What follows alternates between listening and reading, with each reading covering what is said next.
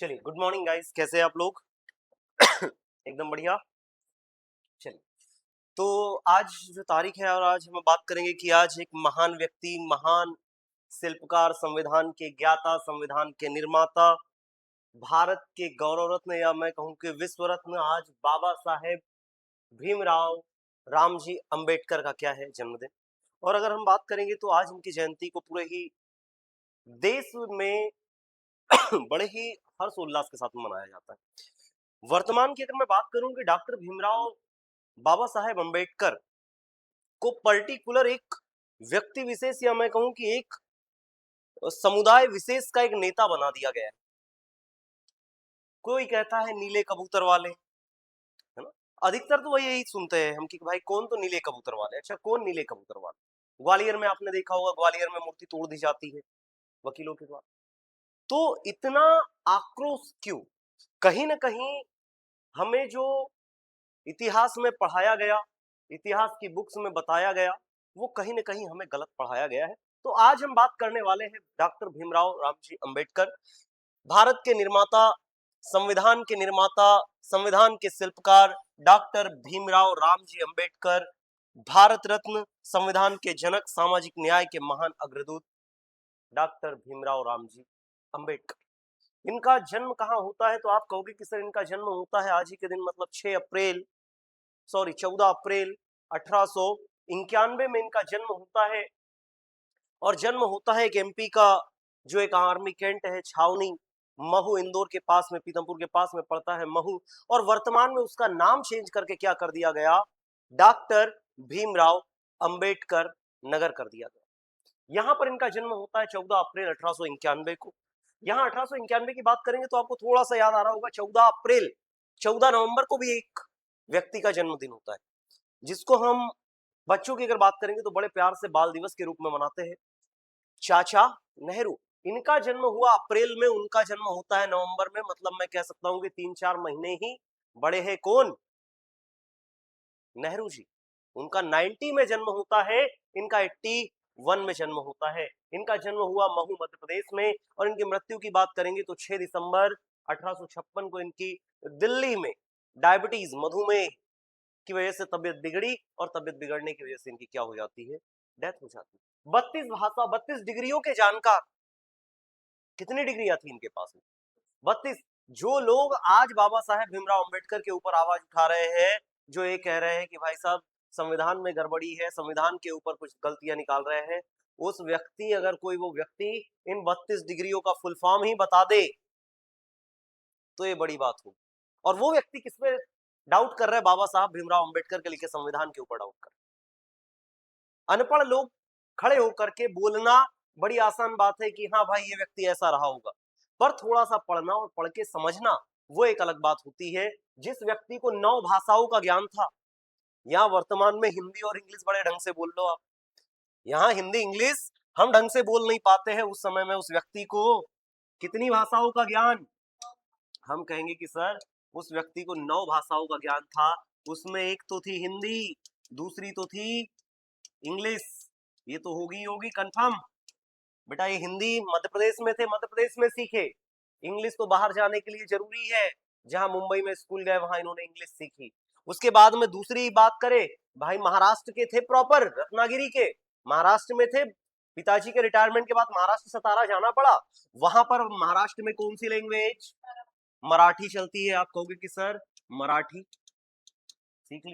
ये संस्कृत सीखना चाह रहे थे, संस्कृत इनको सीखने नहीं दिया गया, पर बाद में इन्होंने फिर कौन सी सीखी? संस्कृत भी सीखी। कौन सी लैंग्वेज? संस्कृत। कितनी हो गई? 4। फिर इसके बाद में इन्होंने लास्ट में इनको बौद्ध धर्म की इन्होंने शिक्षा ली थी, याद हो आपको तो, बौद्ध धर्म। तो बौद्ध धर्म की लैंग्वेज कौन सी? पाली। पाली लैंग्वेज भी सीखी। उसके बाद में इन्होंने फिर वापस से लैंग्वेज सीखते हैं। आप कहोगे कि सर विदेश गए, फ्रेंच बहुत बढ़िया लगी, फ्रेंच सीखी। फिर इसके बाद में आप कहोगे कि सर जर्मन सीखी, फ्रेंच। और ऐसी करके टोटल कितनी लैंग्वेजेस सीखी इन्होंने? 9 भाषाओं का ज्ञान जिस व्यक्ति को है। और इसके बाद में एक और लैंग्वेज वो कौन सी? जब ये स्कूल में संस्कृत सीखने की बात कर रहे थे, इनको मना कर दिया गया कि बोले आपको संस्कृत नहीं सीखनी चाहिए, संस्कृत बड़े लोग सीखते हैं, उच्च वर्ग के लोग सीखते हैं, अपर कास्ट के लोग सीखते हैं, तो इनको यहाँ पर पर्शियन या मैं कहूं कि बेटा फारसी भाषा सीखनी पड़ी। और ये भी आगे चल करके इन्होंने इनकी तकदीर में मैं कहूं कि चार चांद लगाए कि भाई आज तक ऐसा कोई व्यक्ति नहीं हुआ जिनके पास 32 डिग्रियां, वो भी रेगुलर कोर्सेज की। आज तो डिस्टेंस से मिल जाता है, पैसे 2 डिग्री मिल जाएगी। 9 भाषाओं का ज्ञान, 32 डिग्रियां जिन व्यक्ति के पास में थी, आज हम उसी व्यक्ति की बात कर रहे हैं। यहां इनकी बात करेंगे। इनके पिताजी का नाम क्या था?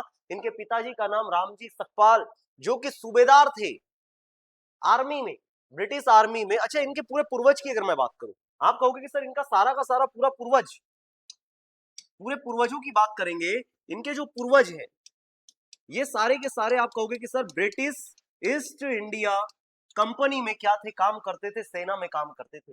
इनके दादा सैनिक थे, इनके पिताजी सैनिक थे बेटा, इसीलिए तो इनके पिताजी रामजी सकपाल आर्मी में सूबेदार की पोस्ट पर गए। और ये कहां पर? तो आप कहोगे कि सर आर्मी महू में। कहां पर थे? महू में।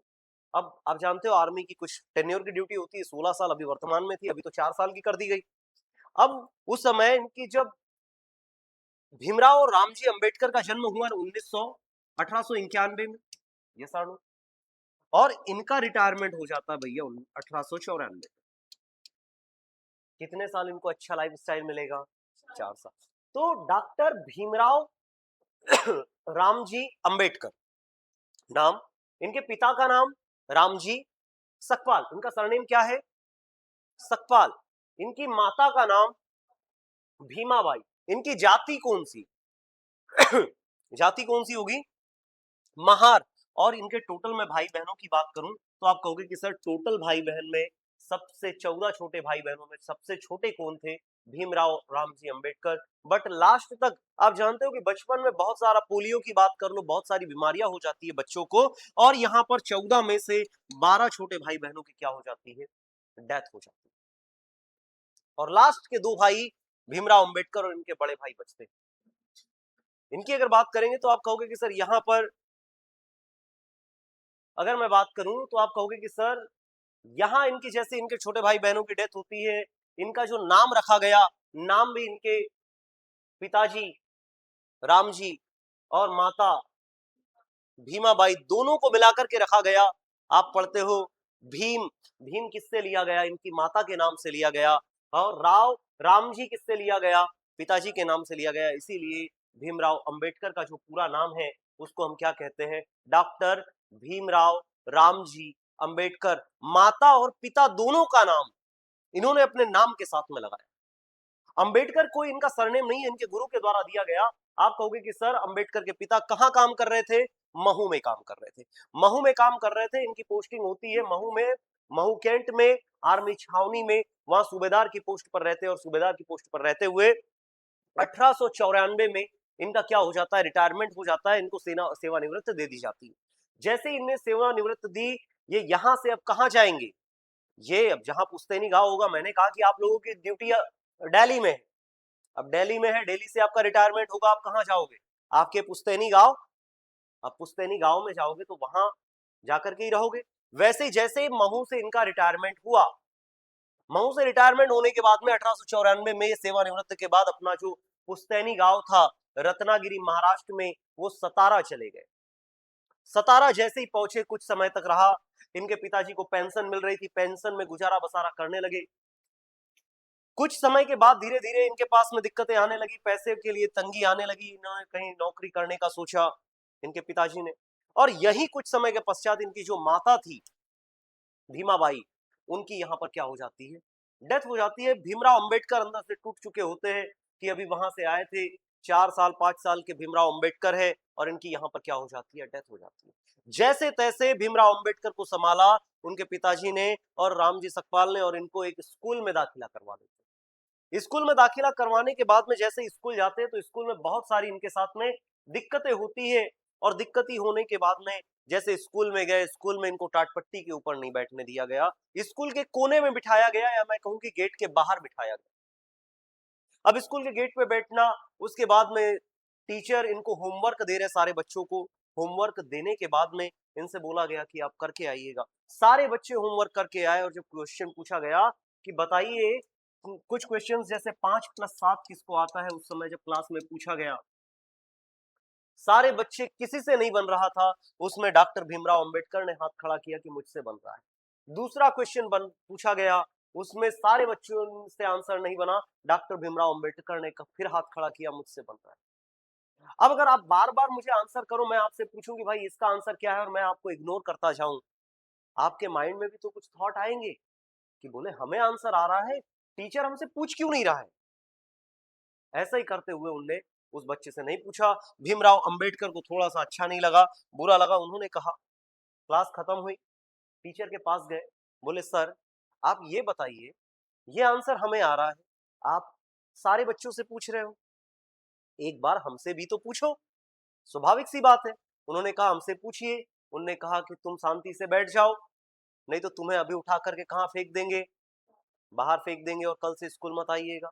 और ये कौन कहता है, टीचर कहते। बट टीचर का क्या क्या होता है, या तो बच्चे को कुछ ना आ रहा हो या सब कुछ आ रहा हो तो भी भगवान के जैसा होता है गुरु। अच्छा या बुरा बनाने का रास्ता कौन दिखाता है, गुरु। तो उस समय के टीचर भी आप देख रहे हो कि अगर आप अपर कास्ट के हैं तो लोअर कास्ट को कितना भेदभाव निम्न कैटेगरी से देख रहे हैं। यहाँ जैसे उनके साथ ये होता है, वहीं उसी समय पर डॉक्टर भीमराव अंबेडकर के पिताजी रामजी सकपाल का हृदय में कुछ ख्याल आते हैं कि बच्चे हमारे छोटे हैं, इनका लालन पालन भी किया जाएगा, इनको कौन देख रेख करेगा, तो वो दूसरी शादी कर देते हैं। अब बच्चों के पिताजी अगर दूसरी शादी कर रहे हैं तो बच्चों के मन में थोड़ा सा मनमुटाव आता है, ये सानू। अब यहाँ स्कूल में ये सारी चीजें चल रही है, भीमराव अंबेडकर के साथ में स्कूल में अलग तरीके का बर्ताव चल रहा है। वहां उनको पानी पीने के लिए नहीं दिया जा रहा है, और पानी पीने के लिए जैसे जो मटका रखा हुआ है उससे डायरेक्ट पानी ले नहीं सकते, उसको टच नहीं कर सकते, छुआछूत का पूरा, इनके अगर कांटेक्ट में आ गए आप तो ऐसा लगता है कि आपको बीमारी हो जाएगा। ऐसा एक भेदभाव बना दिया गया।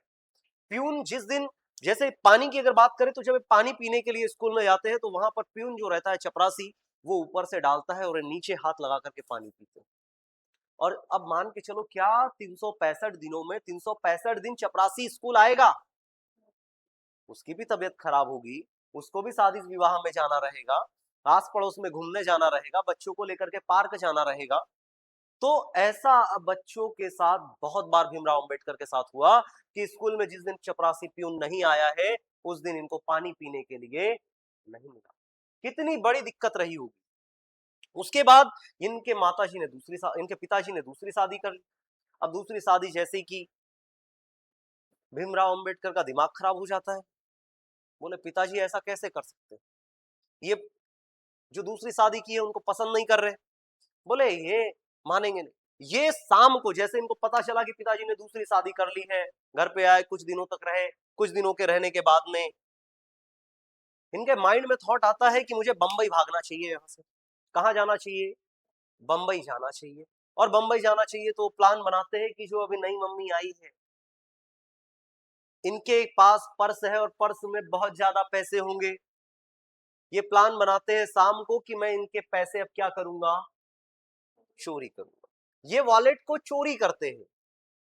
वॉलेट को चोरी करने के बाद में ये लेकर के भाग जाते हैं घर के बाहर और चले जाते हैं, मतलब सब कुछ बना करके प्लानिंग के साथ में घर से निकले। घर से निकलने के बाद में जैसे ही गांव के बाहर जाकर के वॉलेट को इन्होंने ओपन किया, वॉलेट को ओपन किया तो उसमें सिर्फ और सिर्फ एक क्वाइन पड़ा हुआ है, चवन्नी या अठन्नी आप कह सकते हो, यही चलता था। आप कहोगे कि सर एक क्वाइन पड़ा हुआ है, और उस क्वाइन को देख करके भीमराव अंबेडकर का फिर वापस से हृदय परिवर्तन हुआ। वो क्वाइन को देख करके, यहां तो अगर एक बार आपने चोरी कर ली है तो आपका हृदय परिवर्तन होना संभव नहीं है। बोले सम्मान की बात है, हो गया सो हो गया। उस व्यक्ति की महानता देखो जैसे उसने देखा। अब सोचने वाले की जाकी रही भावना जैसी, प्रभु मूर्ति देखी जिसकी जैसी सृष्टि उसकी वैसी दृष्टि, जैसी आपकी दृष्टि है वैसी सृष्टि हो जाएगी। उन्होंने पर्स को देखा, पर्स में उसको एक सिक्का दिखाई दिया। सिक्का जैसे दिखता है वो सोचते हैं कि मैं इतना बड़ा बेवकूफ, बोले इसके लिए इसको चोरी करके मैं भागने का सोच रहा था, जो इसके स्वयं के पास में पैसे नहीं है, बोले जिनका मुझे सहारा बनना चाहिए, मैं उन्हीं के पैसे लेकर के चुरा करके भागने की सोच रहा था। ये वापस आए, घर पे मम्मी पापा से मिले। इन्होंने उस समय प्रण लिया कि चाहे अब कुछ हो जाए, मैं पढ़ूंगा और बहुत ज्यादा मेहनत करूंगा। और फिर वापस से स्कूल जाते हैं, लाख बुराइयां ही सही, लाख छुआछूत के बर्ताव ही सही, इनको कभी बराबरी का दर्जा नहीं मिला। और इन्होंने फिर पढ़ाई स्टार्ट की, और पढ़ाई करने के साथ साथ पूरा का पूरा इतनी मेहनत की, इतनी मेहनत की कि पूरे स्कूल में पहले नंबर पे आने लगे। इनके एक गुरु थे जिसका नाम है कृष्ण केशव अंबेडकर। ऐसे गुरु होना भी आवश्यक है जिंदगी में। कुछ लोग गुरु के बदौलत ही बहुत आगे बढ़ जाते हैं।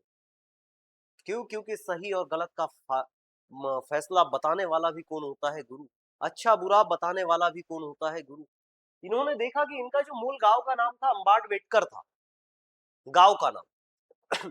इनके स्कूल में जैसे ही दाखिला करवाया गया और दाखिले में इनका नाम लिखा गया, भीमराव रामजी अंबाडवेकर, ये लिखा गया। इनके जो गुरु थे अपर कास्ट के थे, इनका नाम था कृष्ण केशव अंबेडकर। इन्होंने देखा कि भाई बच्चा बहुत पढ़ने में अच्छा है, ये आगे जाकर के बहुत अच्छा नाम करेगा। और ये बात हम पंडितों से भी पूछ लेते हैं, और यही बात भीमराव अंबेडकर और भीमाबाई ने, जो पिताजी है इनके, रामजी सकपाल और भीमाबाई, इन्होंने पंडित से पूछी थी। और पंडित ने कहा था कि जो आने वाली आपकी संतान है वो बोले विश्व में नाम रोशन करेगी। और ये इनको पहले से पता था, इनको पढ़ाइएगा बहुत अच्छा। तो इनका एडमिशन कर दिया गया, सब कुछ हुआ। जैसे केशव अंबेडकर को पता चला, इन्होंने अपना सरनेम किसको दे दिया? भीमराव अंबेडकर के नाम के साथ अपना सरनेम लगा दिया कि बोले आज से तुम हमारा सन। ऐसे बड़े हृदय के लोग वहां उस समय भी उपलब्ध थे, जो कहीं ना कहीं अंबेडकर को क्या करते थे? पसंद करते थे, उसको आगे बढ़ाने की सोच करते। डन। और यहां से इनका नाम बदल करके क्या हो गया? डॉक्टर भीमराव रामजी अंबेडकर हो गया, जो पहले क्या था? अंबाडवेटकर था। ये पढ़ने लगे, पढ़ने लगे। और यहां अगर मैं बात करूं तो आप कहोगे कि सर पढ़ने लगे, पढ़ने के साथ साथ आगे बढ़े। और 1897 में कौन सा स्कूल, जो कि मुंबई का सबसे फेमस स्कूल है, टॉप मोस्ट स्कूल, वहां पर एडमिशन के लिए भी लोगों को पसीने आ जाते थे। ऐसे छोटे मोटे लोगों का एडमिशन नहीं होता था। और ये वो पहला स्कूल है, एल्फिंस्टन हाई स्कूल, बंबई मुंबई का पहला स्कूल। या मैं कहूं कि भीमराव अंबेडकर पहला व्यक्ति, अपनी पूरी महार जाति से जिस व्यक्ति ने पहली बार इस स्कूल में एडमिशन लिया, वहां पर भी छुआछूत सारी चीजें, यही सारी सब बर्ताव इनके साथ चलता रहा। और इनकी शादी 1897 में ये हो गए, पढ़ने लगे। पढ़ने के साथ में आप कहोगे कि सर इनकी शादी कब हो जाती है? 1906 में रमा देवी से शादी हो जाती है, 9 वर्ष की उम्र। सोचो कितने छोटे रहे। 1906 में 9 साल की शादी, 9 वर्ष में इनकी क्या हो गई? बेटा ज्यादा हो गए ना, 9 साल कैसे होगा? 1906 में शादी हुई, 91, 91 से कितना होगा? हाँ 1891, 91 और 6, ये 9 और 6 कितना? 15, 15 साल की उम्र में। डन। 15 साल की उम्र में इनकी क्या हो गई? शादी हो गई। और शादी होने के बाद में आप कहोगे कि सर इनकी जो पहली पत्नी थी रमा देवी, 1935 में उनकी मृत्यु हो जाती है। फिर ये लास्ट स्टेज में 1948 में जाकर के दूसरी शादी एक डॉक्टर से करते हैं, सविता अंबेडकर से। वो अच्छी खासी पढ़ी लिखी थी, उनसे आगे चल करके शादी करते हैं। तो इनने जैसे ही 1897 में स्कूल में पास किया, स्कूल पास करने के बाद में इनके पास में अपार नॉलेज हो गया। नॉलेज होने के बाद में आप कहोगे कि सर जैसे ही स्कूल में पढ़ने लगे, स्कूल में जब एक बार की बात है कि स्कूल में ट्रॉफी वितरण, जैसे आप फर्स्ट आए, आपको ट्रॉफी दी जाती है कि भाई हमारे स्कूल से कौन सबसे बेहतर है। इनको बुलाया गया, डॉक्टर भीमराव अंबेडकर को बुलाया गया और इनको ट्रॉफी दी गई। वहीं उसी सभा में एक व्यक्ति उपलब्ध था जिसका नाम था दादा कैलुस्कर, और उनके हाथों इनको ट्रॉफी दी गई। एक बार भीमराव अंबेडकर वहीं मुंबई में पार्क में बैठे हुए और किताब पढ़ रहे हैं। दादा कैलुस्कर ने देखा कि ये व्यक्ति वही है स्कूल वाला और ये बहुत अच्छा है पढ़ने में। भीमराव अंबेडकर को अपने पास में दादा कैलुस्कर ने बुलाया और कहा कि आप लाइब्रेरी में जाकर के क्यों नहीं पढ़ते? भीमराव अंबेडकर ने कहा कि मैं पढ़ना तो लाइब्रेरी में बैठकर चाहता हूं, परंतु जितने भी लोग लाइब्रेरी में जाते हैं वो सारे क्षत्रिय हैं, वो सारे ब्राह्मण हैं, मुझे कहीं भी बैठने के लिए अलाउ नहीं करते, मेरे साथ भेदभाव करते हैं, मुझे बाहर बैठना। इसीलिए बोले मुझे सुबह आकर के पार्क में बैठना पड़ता है। ये सुनकर के दादा कैलुस्कर भावुक हो गए और इन्होंने दादा कैलुस्कर ने अपने द्वारा रचित, दादा कैलुस्कर भी बहुत बड़े समाज सुधारक थे। दादा कैलुस्कर ने जो स्वयं की बुक लिखी थी भगवान बुद्ध के ऊपर जीवनी, कि भगवान बुद्ध का कैसा क्या जीवन रहा, कैसे उन्होंने लोगों को ज्ञान दिया, वो भगवान बुद्ध की जीवनी भेंट करते हैं किसको? डॉक्टर भीमराव अंबेडकर। और इस भगवान बुद्ध की जीवनी से पढ़ने के बाद में भगवान बुद्ध को पाली लैंग्वेज सीखना पड़ा। यहीं से उन्होंने एक नई भाषा सीखी, कौन सी? पाली। और यहां से भगवान बुद्ध की जीवनी से इतना गहरी छाप भीमराव अंबेडकर के ऊपर पड़ी कि 1955 में जाकर के पूरे भारत में 5 लाख श्रद्धालुओं के साथ में इन्होंने बौद्ध धर्म को अपना लिया। ये जन्म से हिंदू थे, पर मरने के समय में इन्होंने धर्म कौन सा अपनाया? बौद्ध धर्म को अपनाया। और आप कहोगे कि सर इसी से प्रेरित होकर कब? 1956 में नागपुर में कौन सी? दीक्षा भूमि, इसका नाम ही कर दिया गया दीक्षा भूमि। नागपुर में 1956 में 5 लाख अनुयायी इनके, जो इनके साथ में जो दलित थे, जो भीमराव अंबेडकर को मानते थे, 5 लाख लोगों के साथ में इन्होंने बौद्ध धर्म में परिवर्तन कर लिया। इन्होंने कहा भी था कि मैं हिंदू पैदा हुआ हूं पर हिंदू मैं मरूंगा नहीं। और इन्होंने लास्ट मोमेंट पे जाकर के क्या कर लिया? चेंज, बौद्ध धर्म अपना लिया। 1913 में डॉक्टर अंबेडकर की भी क्या हो जाती है? अंबेडकर के पिताजी की क्या हो गई? मृत्यु हो गई। अब सब कुछ पिता ही होता है बेटे के लिए, है ना? बीमार है तो डॉक्टर पिताजी है ना? पार्क में घूमना है तो पिताजी है, शाम को खेलने जाना है तो पिताजी है। बच्चे के लिए पिताजी ही सबसे बड़ा ताकतवर इंसान पिताजी है। मतलब पिताजी ही सब कुछ है। यहां जैसे ही 1913 में डॉक्टर भीमराव अंबेडकर के पिताजी सतपाल जी की मृत्यु होती है, रामजी सतपाल की, ये अंदर से टूट जाते हैं। अब टूटने के बाद में जो थोड़ा बहुत इनके पिताजी व्यवसाय कर रहे थे, छोटी मोटी नौकरी कर रहे थे, उसके खर्च से इसको पढ़ा रहे थे। अब इनका खर्च ही बंद हो गया, इनके पास कोई इनकम का साधन नहीं बचा, ये पूरी तरीके से टूट गए। ये बात पता चली दादा कैलुस्कर को। बोले आप परेशान ना हो, कोई बात नहीं, आपने यहां पर ग्रेजुएशन तो कर लिया है, स्कूल में पढ़ तो लिया है, पढ़ने के बाद में बोले कोई बात नहीं, हम आपको कहां भेजेंगे पढ़ने के लिए? बाहर भेजेंगे, अमेरिका भेजेंगे। 1913 में अंबेडकर कहां गए? अमेरिका गए। 1913 से 1917 तक 4 वर्ष उन्होंने अमेरिका न्यूयॉर्क स्कूल में उन्होंने पढ़ाई की। पर आप कहोगे कि सर ये गए कैसे? जो दादा कैलुस्कर है वो मित्र थे किसके? सयाजी राव गायकवाड़, जो बड़ौदा के उस समय के महाराज थे, उनके पास में लेकर के गए। और जो गायकवाड़ है, सयाजी राव गायकवाड़, उनको बताया कि ये लड़का पढ़ने में बहुत अच्छा है, ये ब्रिलियंट है, ये आगे चल करके बहुत कुछ करेगा। जैसे इनके पास लेकर के गए, राजा भी इंप्रेस हुए, बोले ठीक है, बोले हम आपके पढ़ने का पूरा खर्च उठाएंगे। और पूरा खर्च उठाएंगे तो बोले साथ में, पर आपको एक शर्त है, आपको 10 साल के लिए, जब आप 4 साल पढ़ाई करके आओगे तो 10 साल के लिए काम कहां करना पड़ेगा? बोले बड़ौदा की जो रियासत है उसमें आपको 10 साल की सेवा देनी पड़ेगी। भीमराव अंबेडकर ने कहा ठीक है, पढ़ने के लिए मुझे मिल रहा है, बोले एग्रीमेंट पे साइन किया। बोले कि मैं पढ़ाई करने के बाद में जब लौटूंगा तो 10 साल आपके वहां पर क्या करूंगा? सेवा दूंगा। अब 10 साल सेवा दूंगा तो महाराज ने, जो कि सयाजी राव गायकवाड़ है, उन्होंने कहा कि ठीक है, आपको आज से अमेरिका आप जा रहे हो, 25 रुपए प्रति महीने आपको क्या दी जाएगी? स्कॉलरशिप दी जाएगी। और भीमराव अंबेडकर 13 से 17 तक भीमराव अंबेडकर अमेरिका में पढ़ते रहे 25 रुपए स्कॉलरशिप पे। आप सोचो कि 25 रुपए की कीमत उस समय में क्या रही होगी, जहां पर अमेरिका का खर्च एक महीने का 25 रुपए है। 1917 तक यहाँ पर दी जाती है क्या?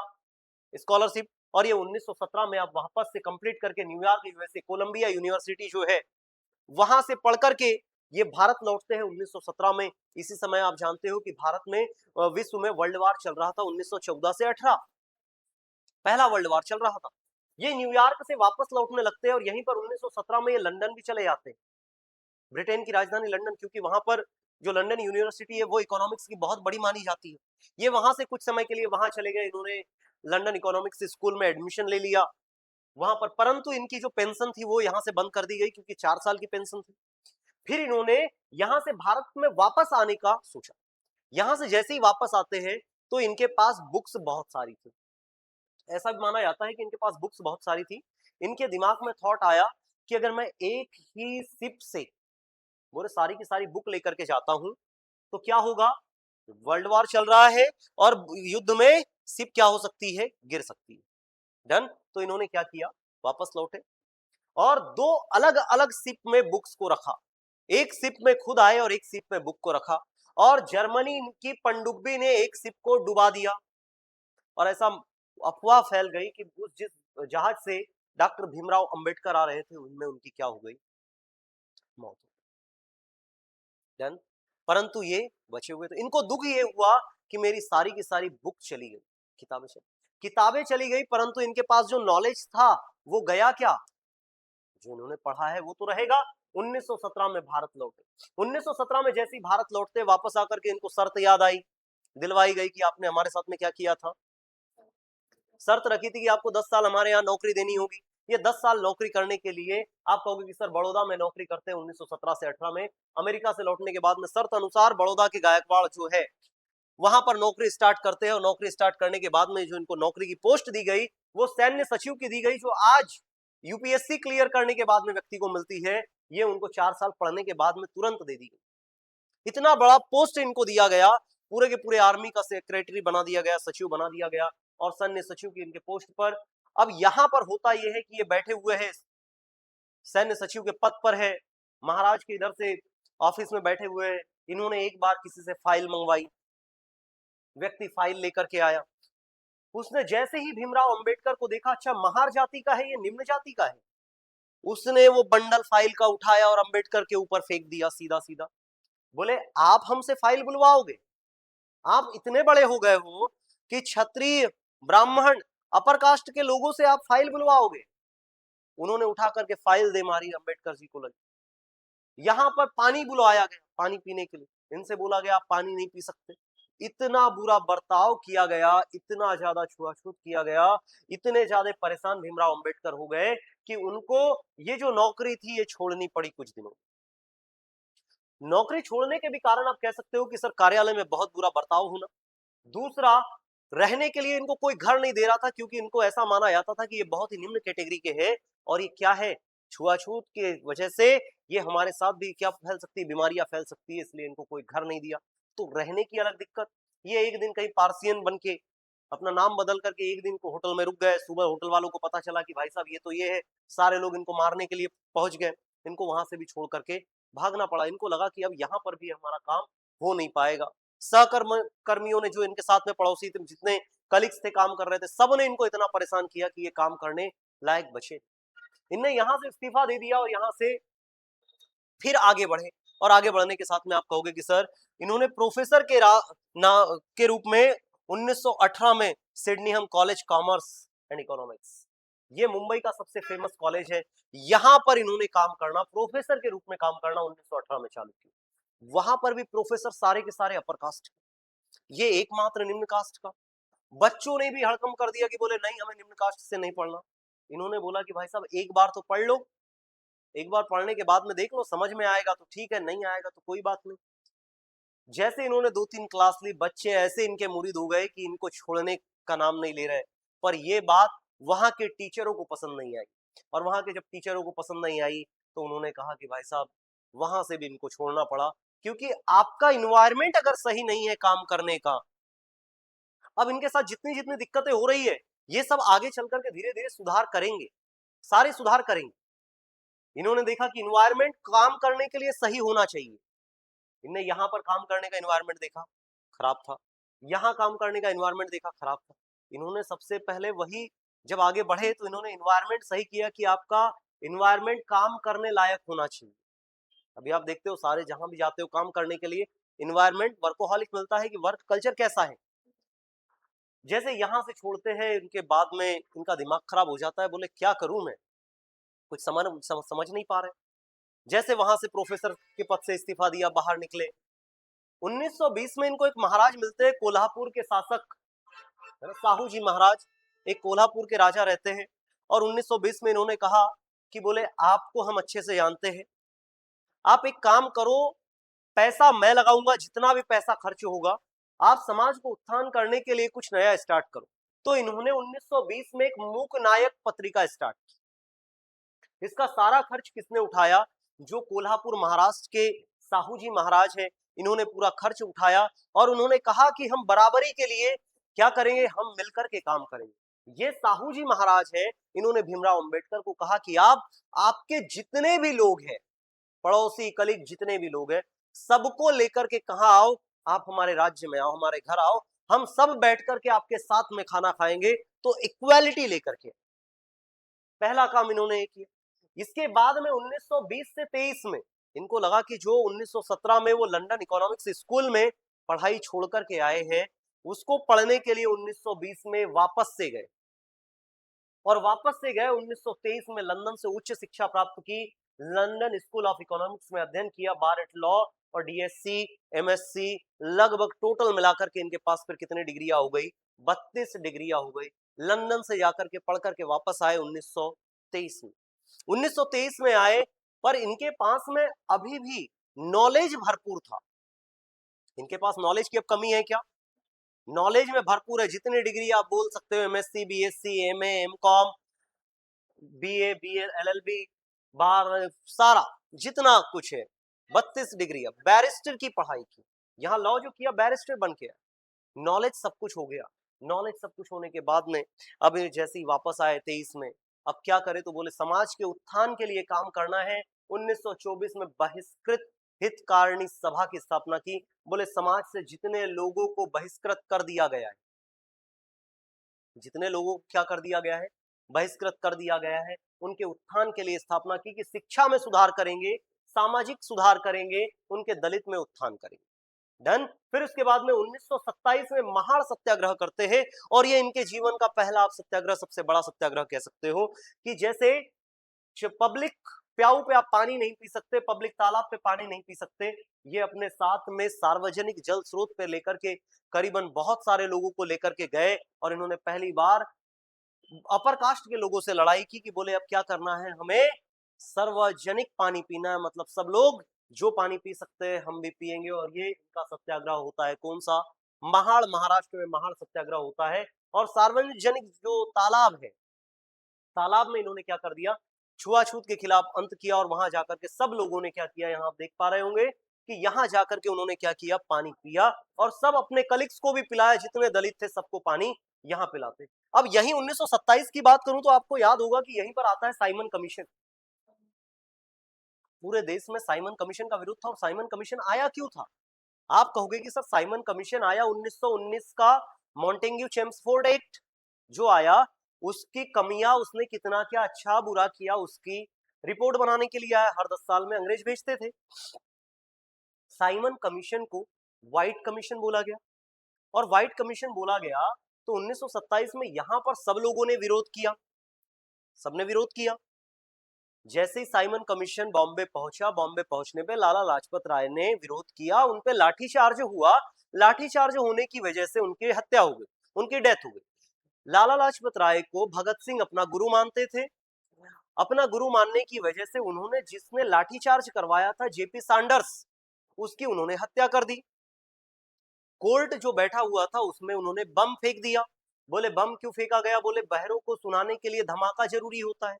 और इसी चक्कर में भगत सिंह, राजगुरु और सुखदेव को 1931 में फांसी दे दी गई। जो साइमन कमीशन यहां पर आया था, यहाँ जो 1927 में साइमन कमीशन आया, इसका पूरा देश विरोध कर रहा था, व्हाइट कानून कह रहा। एकमात्र व्यक्ति भीमराव अंबेडकर, जिसने साइमन कमीशन का विरोध नहीं किया, इसने उसको अवसर समझा। भीमराव अंबेडकर ने क्या समझा? अवसर समझा। बोले ये सही मौका है अंग्रेजों के सामने दलितों की आवाज उठाने का। और जैसे इन्होंने समर्थन नहीं किया दलितों की आवाज उठाने का, इन्होंने काम किया, अंग्रेजों ने भी देखा कि इतना पढ़ा लिखा व्यक्ति, बोले ये साइमन कमीशन का विरोध नहीं करना है, आश्चर्य वाली बात है। बोले अच्छा, इसको साइमन कमीशन की जो रिपोर्ट बनानी थी उसमें अंग्रेजों ने फट से क्या बना दिया, सदस्य बना लिया कि बोले आप क्या करो, इस पे रिपोर्ट बनाओ। सारे व्यक्ति, सारा इंडिया क्या कर रहा है, साइमन कमीशन का विरोध कर रहा है। पहली बार इन्होंने उसका सपोर्ट किया था अंग्रेजों का। इसके जस्ट बाद में 1928, 29, 30 अंग्रेजों को लगा कि ये व्यक्ति इंपॉर्टेंट है, इसको गोलमेज सम्मेलन में बुलाया गया। अब गोलमेज सम्मेलन में अब ये दलितों की आवाज नेशनल लेवल पर उठा रहे हैं, पूरे देश में उठा रहे हैं, अपर लेवल पर पूरे के पूरे आप कह सकते हो कि सर बहुत बड़े लेवल पे उठा रहे हैं पूरे देश में, अंग्रेजों तक बात पहुंचा दी। इनको गोलमेज सम्मेलन में बुलाया गया। 1930 से लेकर के 32 में होता है गोलमेज सम्मेलन। 1930 में हुआ नवंबर से लेकर जनवरी तक, फिर उसके बाद में 1931 में होता है, 1932 में होता है। तीनों राउंड टेबल कॉन्फ्रेंस गोलमेज सम्मेलन, 3 आरटीसी हुए। 3 गोलमेज सम्मेलन में तीनों में कौन गए, बी आर अम्बेडकर गए। तीनों में बी आर अम्बेडकर गए। बी आर अम्बेडकर ने तीनों में बात रखी किसकी, दलितों के लिए, अल्पसंख्यक के लिए। परंतु जैसे ही सेकेंड वाला गोलमेज सम्मेलन होता है, यहां पर भीमराव अंबेडकर और महात्मा गांधी आमने सामने आए थे। महात्मा गांधी एकमात्र गोलमेज सम्मेलन जिसमें महात्मा गांधी गए सेकेंड वाले, क्योंकि महात्मा गांधी जैसे ही गए, भीमराव अंबेडकर ने कहा कि मुझे पृथक निर्वाचन मंडल चाहिए। किसके लिए, दलितों के लिए। अब भीमराव अंबेडकर ने जैसे ही ये बोला, महात्मा गांधी ने कहा, बोले नहीं मिलेगा। बोले नहीं मिलेगा, बोले क्यों नहीं मिलेगा। इन्होंने कहा कि हिंदू मानते हैं हम दलितों को, आप बोले हिंदुओं को बांटने की बात कर रहे हो। भीमराव अंबेडकर ने कहा कि 1909 में मार्ले मिंटो एक्ट आप लेकर के आते हो, उसमें मुसलमानों के लिए पृथक निर्वाचन मंडल की बात की गई। 1919 तक तुमने सिखों के लिए अलग निर्वाचन मंडल की बात की गई, सेपरेट इलेक्टोरल रोल की बात की गई। तो बोले दलित भी तो है, इनको भी अलग से हमें चाहिए। भीमराव अंबेडकर अड़ गए। महात्मा गांधी ने कहा कि हम नहीं करेंगे, हम इस पे सहमत नहीं हैं। तब यहाँ पर महात्मा गांधी और भीमराव अंबेडकर के बीच में बहुत बहस हो जाती है, बहुत बड़े लेवल पर हो जाती है। और इसी के चलते डॉक्टर भीमराव अंबेडकर से नाराज होकर के गांधी जी सेकंड गोलमेज सम्मेलन से बाहर चले जाते हैं। और ये अंग्रेज इसका फायदा उठा करके, ये व्यक्ति कैसे बिना अनुमति के जा सकता है, इसको उठा करके अंग्रेज महात्मा गांधी को पुणे की यरवड़ा जेल में डाल देते हैं। अब पुणे की यरवदा जेल में डाल दिया। भाई 1932 में तीसरा गोलमेज सम्मेलन हुआ, और तीसरे गोलमेज सम्मेलन का कुछ ज्यादा निष्कर्ष निकला नहीं, क्योंकि यहाँ पर कांग्रेस के बड़े नेता कुछ गए नहीं थे। सिर्फ भीमराव अंबेडकर 3 बार गया हुआ था, और उसने सिर्फ एक ही बात की थी, किसके लिए, दलितों के लिए separate electoral board.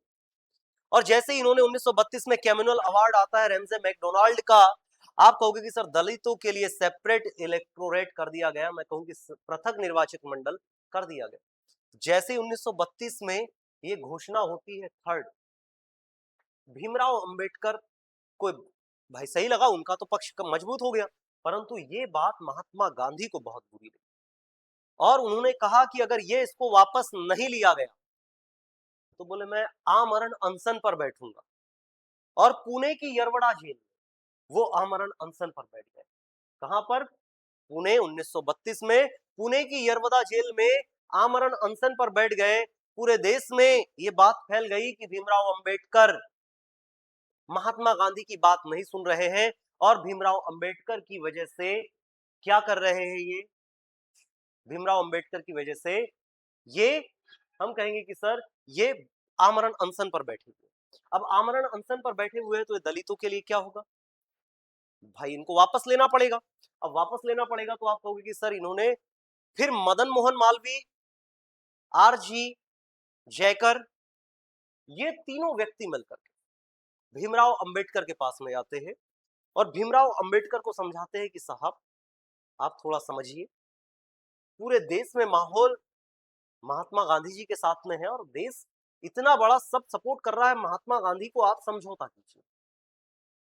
Mahatma Gandhi के पास में कौन, अंबेडकर, मदन मोहन मालवीय, आर जी जयकर, ये तीनों व्यक्ति जाते हैं यरवदा जेल में। और यरवदा जेल में जाने के बाद में आपस में क्या करते हैं, समझौता। और समझौता में हरिजनों के लिए या दलितों के लिए क्या किया गया, यहां पर आरक्षण की बात की गई। आज जो आप आरक्षण देखते हो ये किसकी देन है, आप कहोगे कि सर ये भीमराव अंबेडकर की देन है। और यहां पर ये पूना पैक्ट होता है 1932 में। पूना पैक्ट किनके बीच में हुआ, भीमराव अंबेडकर और महात्मा गांधी के बीच। पर आपसे क्वेश्चन पूछा जाता है कि महात्मा गांधी और भीमराव अंबेडकर के बीच में जो पूना पैक्ट हुआ, उसमें क्या महात्मा गांधी ने साइन किए थे? महात्मा गांधी फिर भी नाराज थे भीमराव अंबेडकर से। ये जो महात्मा गांधी की तरफ से साइन किया गया, मदन मोहन मालवीय के द्वारा हस्ताक्षर किए गए, उन्होंने जैसे तैसे मनाया और यहां पर साइन किया। 1932 1900 फिर 1932 के बाद में 33 34 समय बढ़ता गया और 1935 में महत्वपूर्ण घटना होती है कि इनकी जो पत्नी है रमा देवी, जिनकी इनके 1906 में इनके साथ शादी हुई थी, उनकी मृत्यु हो जाती है। और मृत्यु होने के साथ में आप जानते हो कि इनके 4 बच्चे थे और उनकी भी क्या हो जाती है, डेथ हो जाती है बीमारी के चलते। अब इनको बड़ा दुख होता है कि मैं ना अपनी पत्नी को बचा पाया, ना अपने बच्चों को बचा पाया। ये हताश हो जाते हैं, एकदम टूट से जाते हैं, परिवार से टूटे, अपने आप को संभाल नहीं पा रहे और संभालने के लिए इनको थोड़ा सा सहारा मिलता है एक दूसरी महिला से। उनका नाम रहता है सविता, डॉक्टर सविता अंबेडकर। वो क्षत्रिय थी, ब्राह्मण थी। इन्होंने यहां पर कहा कि मैं हिंदू धर्म में पैदा हुआ हूं, पर हिंदू के रूप में मरूंगा नहीं, मरूंगा नहीं। क्यों? बोले हिंदू धर्म में बहुत सारी कुरीतियां है। ये पहले जो था, बोले क्योंकि इन्होंने सारी चीजें पढ़ी, वेदों को पढ़ा, सब चीजें पढ़ी। इन्होंने जैसे ही वेदों को पढ़ा, मैं आपसे कहूं कि वेद जब पढ़े 1500 से 600 तक जो वेद लिखे गए, शुरू के 3 वेद, वहां पर व्यक्तियों का जो कर्म है वो जन्म के आधार पर सिद्ध होता था कि व्यक्ति ने जो जन्म लिया है उसके बाद जो वो काम कर रहा है उसके अकॉर्डिंग उसके कर्म होंगे। कोई व्यक्ति एक ही परिवार में है तो एक ही परिवार में एक व्यक्ति क्षत्रिय भी होगा, एक ब्राह्मण भी होगा, एक शूद्र भी होगा, एक वैश्य भी होगा। परंतु जैसे ही उत्तर वैदिक काल आया, यहां पर लोगों ने क्या कर दिया, चेंज कर दिया, उसको जन्म से कर दिया। बोले अगर कोई व्यक्ति राजा के घर पैदा हुआ है तो वही राजा बनेगा, कोई व्यक्ति शूद्र के घर पैदा हुआ है तो वो शूद्र ही रहेगा। ये आगे चल करके ब्राह्मणों ने अपनी जो वर्चस्व है उसको बताने के लिए, उसको अपर कास्ट दिखाने के लिए, उन्होंने इसको जन्म से रिलेटेड कर दिया। इसीलिए इन्होंने यहां पर 1935 में कहा कि बोले मैं जन्म से तो हिंदू हूं, पर मैं हिंदू मरूंगा नहीं, क्योंकि उनको बौद्ध धर्म की चीजें याद थी। फिर 1936 में इन्होंने एक अपनी अलग राजनीतिक पार्टी बनाई जिसका नाम है इंडिपेंडेंट लेबर पार्टी, राजनीतिक पार्टी की स्थापना करते हैं। और स्थापना करने के बाद में 1942 से लेकर के 46 के बीच में, 1942 में आप जानते हो क्विट इंडिया मूवमेंट चल रहा था। ये अंदर से पूरे टूट चुके हैं, भारत छोड़ो आंदोलन चल रहा है। और भारत छोड़ो आंदोलन चल रहा है, सब लोग, महात्मा गांधी ने भी कह दिया करो या मरो, ऑपरेशन जीरो आवर, अगस्त क्रांति, ग्वालियर टैंक मैदान मुंबई का, वहां पर सब लोग इकट्ठा हो रहा है, ऑपरेशन जीरो आवर। सारे के सारे कांग्रेस के नेता कहां हैं? जेल में, सबको डाल दिया गया। भीमराव अंबेडकर, ये वो व्यक्ति जिसने उस समय कांग्रेस का जो आंदोलन चल रहा था, क्विट इंडिया मूवमेंट, भारत छोड़ो आंदोलन, इसका भी सपोर्ट नहीं किया। ये व्यक्ति, इसने यहां भी देखा कि बोले नहीं, क्विट इंडिया मूवमेंट का इन्होंने फिर भी, पूरा भारत एक साइड है, करो या मरो की बात चल रही है। और इन्होंने ये क्या कर रहे हैं उस समय 42 में, कौन सा आया? कैबिनेट मिशन, कैबिनेट मिशन आया, 3 लोग उसमें थे। ये उस समय इन्होंने यहां पर क्या बनाई? सरकार बनाई। उस सरकार में इनको लेबर मंत्री बनाया गया। 1942 से 46 तक ये क्या रहे? आप कहोगे कि सर एग्जीक्यूटिव काउंसिल में लेबर मेंबर रहे। और इन्होंने यहां पर जब वो 42 से लेकर 46 तक मंत्री के वायसराय में एग्जीक्यूटिव के रूप में काम करते रहे, अब इन्होंने देखो, भले ही उन्होंने क्विट इंडिया मूवमेंट का साथ नहीं दिया, साथ नहीं देने के साथ में इन्होंने जब लेबर मिनिस्टर रहे, जो आप काम पहले 12 घंटे मजदूर किया करते थे, कितने घंटे कर दिया? 8 घंटे कर दिया कि 8 घंटे से ज्यादा कोई काम नहीं करेगा। अभी 8 घंटे किसकी देन? भीमराव अंबेडकर की देन। न्यूनतम मजदूरी, जो वेजेस आप देखते हो कि भाई अगर 8 घंटे का पैसा इतना है, इतना देना पड़ेगा जिससे कि आपका गुजर बसर चल पाए, ऐसा नहीं तो आप किसी का शोषण हो जाता। लेबर लॉस जो देख, उसके बाद में महिलाओं के लिए अधिकार दिए। महिलाओं को आप कहोगे कि सर मैटरनिटी बेनिफिट्स, जो 6 महीने की महिलाओं को छुट्टी मिलती है विद पेड लीव, 6 महीने की आपको मैटरनिटी लीव में, ये किसकी देन है? भीमराव अंबेडकर की देन है। गवर्नमेंट आपका पैसा नहीं काट सकती, 6 महीने की पूरी पूरी पेमेंट आपको मिलेगी।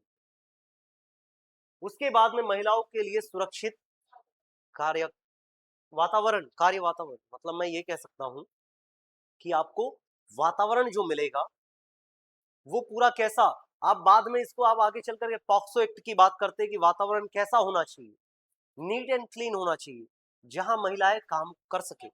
ये वातावरण किसकी देन, ये क्योंकि इनके साथ में वातावरण में जहां काम ये कर रहे थे, इनके साथ बुरा बर्ताव हुआ था, इन्होंने कहा कि मैं तो फिर भी जेंट्स था, लेडीजें अगर होगी तो उनके साथ तो और भी बुरा बर्ताव किया जाएगा।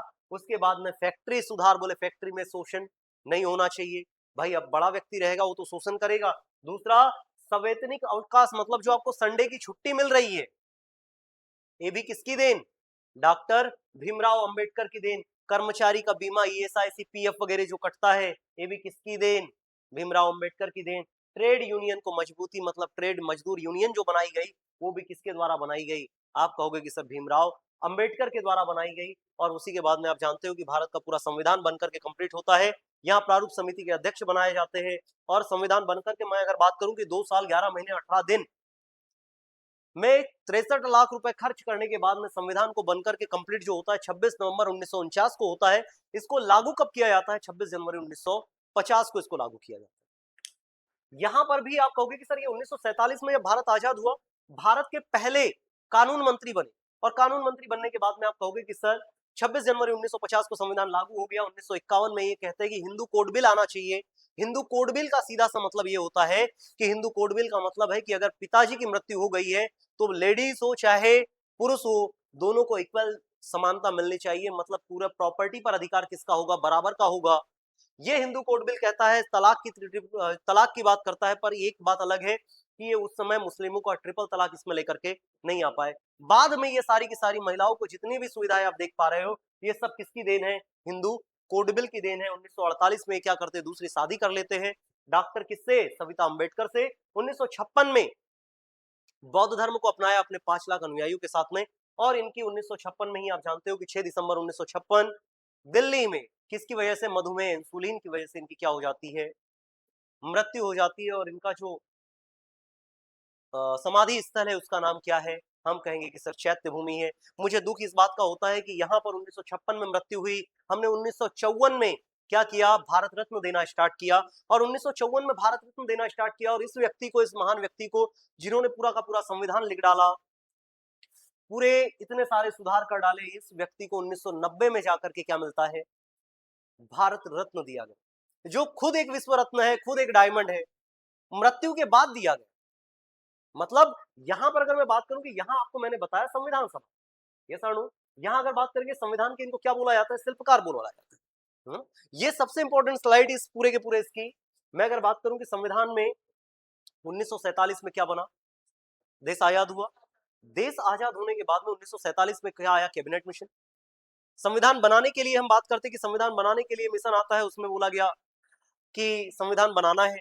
और संविधान बनाने के लिए इनके भारत में जितने भी बड़े बड़े लीडर्स हैं, वो कोई भी व्यक्ति ये नहीं चाहता था कि क्या हो, भीमराव अंबेडकर चुनाव लड़कर के कहां आए, कैबिनेट सभा में आए या संविधान सभा में। ये मुंबई से चुनाव लड़ते हैं, पूरे के पूरे नेता इनको जाकर के चुनाव हराने में लग जाते हैं। और पहली बार जब बॉम्बे से चुनाव लड़े, ये चुनाव हार गए। दूसरी बार चुनाव लड़ने बंगाल जाते हैं, और बंगाल में चुनाव लड़ते हैं ऑल इंडिया मुस्लिम लीग के सपोर्ट से, और ये चुनाव जीत करके कहां आते हैं, संविधान सभा में आते हैं। संविधान सभा में आए, 389 मेंबर थे, और संविधान सभा में आने के बाद में पाकिस्तान का विभाजन हो गया, और बंगाल कहां चला गया, पाकिस्तान में चला गया। इनकी सदस्यता कैंसिल हो गई। फिर मसला फंस गया कि बोले विभाजन के बाद में 1947 के बाद इनको कहां से लाया जाए।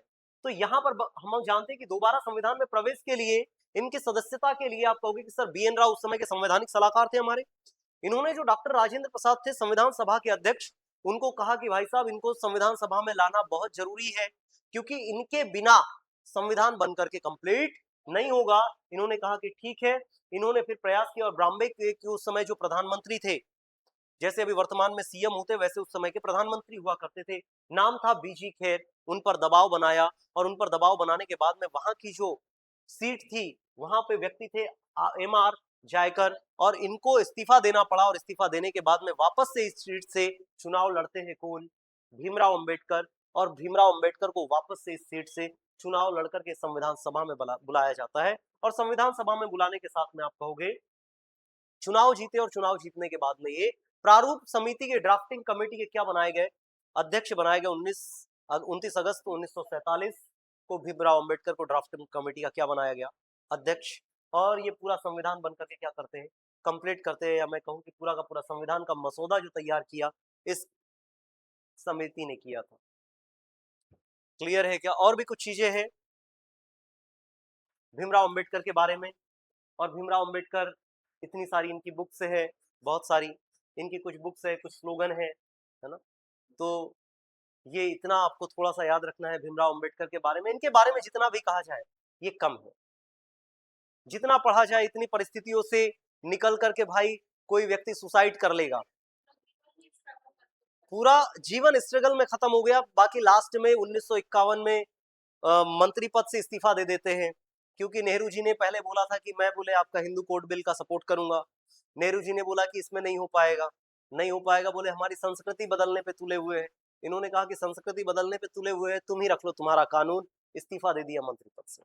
ऐसे व्यक्ति जिन पे आज हम सीधे से छोटे जो व्हाट्सएप यूनिवर्सिटी वाले हैं, छोटे मोटे लोग, ये सीधा सीधा क्या उठा देते हैं? सवाल उठा देते हैं, अच्छा भीमराव अंबेडकर वो नीले कबूतर वाले।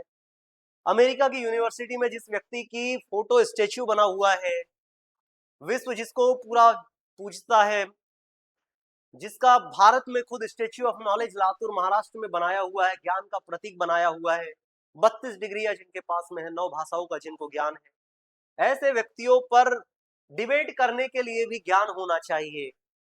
कोई अनपढ़ व्यक्ति अगर कहे कि मैं अगर ऐसा कहूं कि ऊपर देख करके, आसमान की तरफ देख करके थूकना और अंबेडकर के ऊपर आलोचना करना, ये दोनों एक बराबर है। चलिए, थैंक यू। आरक्षण, आरक्षण का सबसे ऊपर जो महिलाओं को और एसटी एससी को अभी देन है, ये संविधान आर्टिकल की बात करूं, समानता 14 से 19, 19, 20, 17, ये सारे आर्टिकल्स, अभी आर्टिकल्स की तो हमने यहाँ बात ही नहीं की है, संविधान की हमने बात ही नहीं की है, आर्टिकल की अभी कोई बात नहीं की। ये सारी चीजें कौन देकर के गया? भीमराव अंबेडकर देकर के गए, कि बोले आगे चल करके इनको दिक्कत हो सकती है। इन्होंने संविधान में लिख करके चले गए कि ये सारी चीजें आपको मैं पहले से लिख करके दे रहा हूं, कोई इनका आपको हनन नहीं कर पाएगा। चलिए, सर आ चुके हैं, है ना? चलिए, थैंक यू गाइस।